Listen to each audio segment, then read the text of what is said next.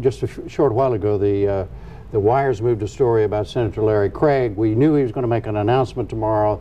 Associated Press just reported that from sources that he's definitely going to resign. And the Republicans have been asking for it from day one since this story first broke. Were they correct to do so, to push him out this way? I think he was a victim, not to his behavior, but he was a victim of what had happened with Mark Foley in 2006. Mark Foley was a Republican congressman from Florida. There'd been reports to the leadership of his own party about improper overtures he had made to House mail pages. And they just kicked it further and further downfield. They never came to grips with it. And the Republican defeat in 2006 was part of the problem, that the whirlwind that was reaped. And Larry Craig, as soon as this happened, as I recall, the only senator who came immediately to his defense and said, let's stop this, let's just wait a minute and find out what happened, was Chris Dodd, the Democrat from Connecticut. Every other one, Republicans seemed to be lined up with, I've got the rope, you find the tree, let's hang this guy.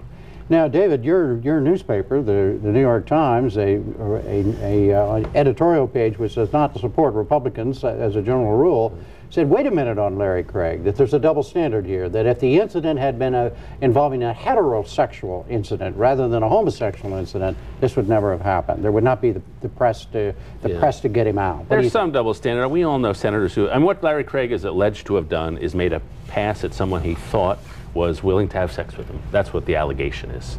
And we all know senators, and it's been widely reported, who have made passes at people, whether they thought they were willing or not.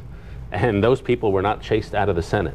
But here the politics is different, partly probably because it's an alleged homosexual affair, and that probably gets people feeling weird. That's the point. But I think the larger issue, and this is, I've heard anecdotally several times today, is that a lot of people, and especially mothers, are uncomfortable sending their 10 or 11-year-old boys into a public restroom in an airport. And they want to have some confidence, or at a football stadium, whatever, that when they do that, they can do so with safety. And this strikes right at that insecurity. And I think that sort of insecurity about the public climate is feeding into this in a way it wouldn't if it were done at a restaurant or somewhere else. That it's the pollution, if you want to put it that way, of a public space where people should feel safe sending their kids. People have a right to expect to walk into a public restroom and not to have sexual activity taking place. I don't think there's any question about that.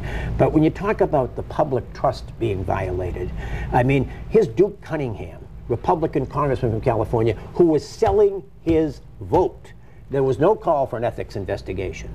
Here was Jack Abramoff buying up large chunks of the Republican caucus, it seemed, at least Bob Ney and others, and there was no call for an ethics committee. I mean, in this case, the rush to judgment, they started up the bus, they threw him under the bus, they ran him back on the fourth over. I mean, what he did was a violation of, he did break the public peace, and he violated his own marital vows.